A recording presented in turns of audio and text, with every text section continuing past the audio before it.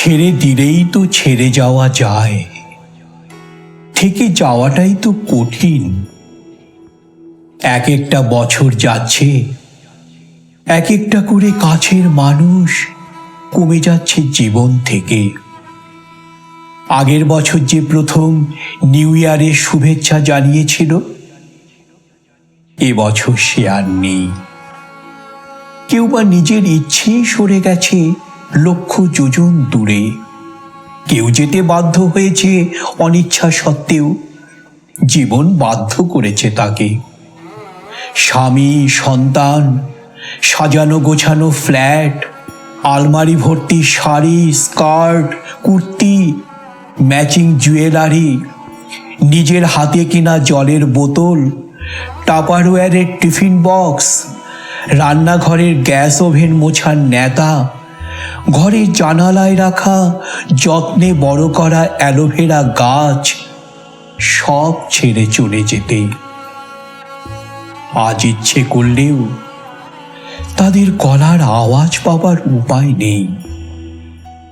মনে আছে, যখন বাবা বেঁচে ছিল, তখন সন্ধেবেলা অফিস থেকে ফিরে কিছুক্ষণ বাবার কাছে বসে যখন উঠে চলে আসতাম, তখন বাবা বলতেন, আর একটু বস না, আর চেয়ে থাকতেন আমার চলে যাওয়ার দিকে।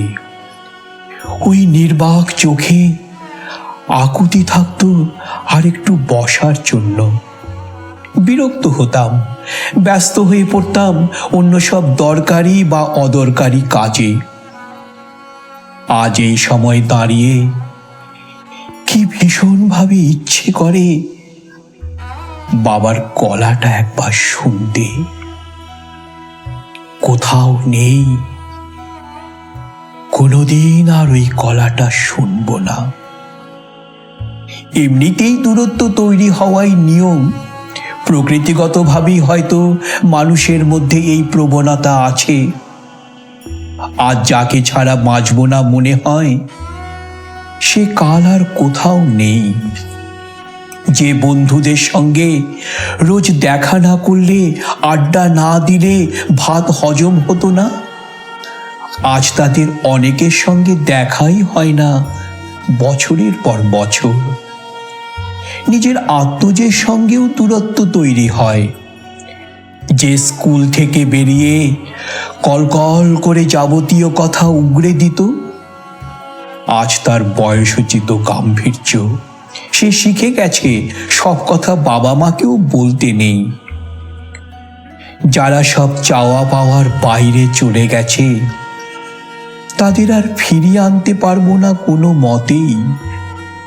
কিন্তু যারা আছেন, যারা প্রিয় ছিল, সামান্য কিছু ভুল বোঝাবুঝিতে সরে গেছে, আমরাও আর ফিরিয়ে আনার চেষ্টা করিনি তাদের। পড়ে থাকা জীবনের শেষ কটা দিনের আলোয় তাদের ফিরিয়ে আনার চেষ্টাটুকু করি। মৃত্যু কখন এসে বলবে, চলো, টাইম ইজ ওভার, সময় শেষ, তখন আর কোনো ভুল বোঝাবুঝি মেটানোর বা প্রিয় কণ্ঠস্বর শোনার অবকাশ থাকবে না। যে কদিন আছে, গল্পে, ভালোবাসায়, উদারতায়, সহানুভূতিতে, দল বেঁধে ভ্রমণে ভালো থাকবেন সকলে, সকলকে নিয়ে। ছেড়ে দিলেই তো ছেড়ে যাওয়া যায়, থেকে যাওয়াটাই তো কঠিন।